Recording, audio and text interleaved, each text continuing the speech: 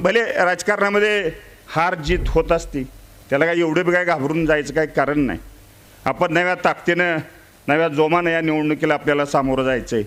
मी तिकडे ते राम सातपुते म्हणून एक छोटा कार्यकर्ता आहे, काय त्याचा न्याय तालुक्याचा आणि जिल्ह्याचा संबंध आहे. बेडचा गडी नवरा बायकोनं खिंड लढवली त्या ठिकाणी 10-15 हजारावर आला.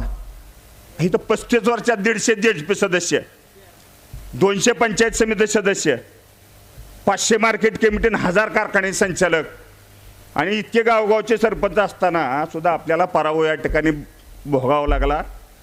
याचं आत्मपरीक्षण आपल्याला करणं, कारण आपला आणि गावावरती आपला इथं सगळीच आपला आता गावावर पकड आहे का, आपली गावावर पकड आहे का, अगोदर आत्मपरीक्षण आपण केलं पाहिजे. आपण आलोय मेळाव्याला, आलोय आपण मेळाव्याला आलोय, आपला गावगाड्यावरती पकड आहे का ह्याचं आत्मपरीक्षण करावं. आणि जर खरंच आपली पकड असेल तर नेत्याला सांगावं, भले काही पराभव होऊ द्या, आम्ही पुन्हा एकदा मोठ्या ताकदीने या ठिकाणी येऊ, तुम्हाला विश्वास देऊ.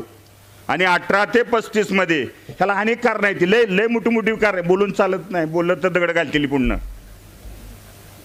तर कोणी कोणी पशवलं, कुठल्या गावातल्या काय कार्यकर्त्यांनी पशवलं, किती जवळची होती, टोपल्यात साप सांभाळलं गेलं आणि ते सगळं साप चावलं.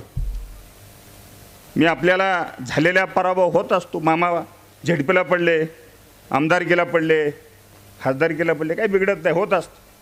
परंतु 30 वर्षाच्या दादानी केलेल्या विकास कामाच्या जर आपण विचार केला तर त्याचं डिपॉझिटसुद्धा राहायला नको होतं.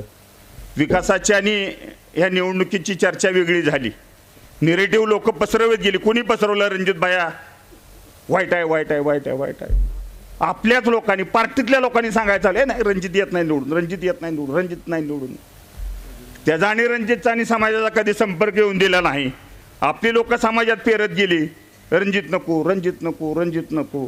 आणि हा निगेटिव्ह 18 ते 35 वयाचा, ज्याचा आणि राजकारणाचा आणि दादाचा संबंध नाही, विकासाचा संबंध नाही.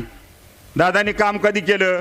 95 ते पहिल्या 15 वर्षामध्ये कारखाने आले, सगळ्या पाण्याच्या योजना झाल्या, MSCBची सगळी कामं झाली. आता नव्यान पोरांना काहीच संबंध नाही ह्या विकास कामाचा, काही देणं नाही घेणं नाही त्यांना, सगळं मोबाईलवरती चाललंय सगळं. आणि नेमकी चूक आपण नवीन पोरांना त्या ठिकाणी त्यांच्याशी संवाद साधणं गरजेचं होतं.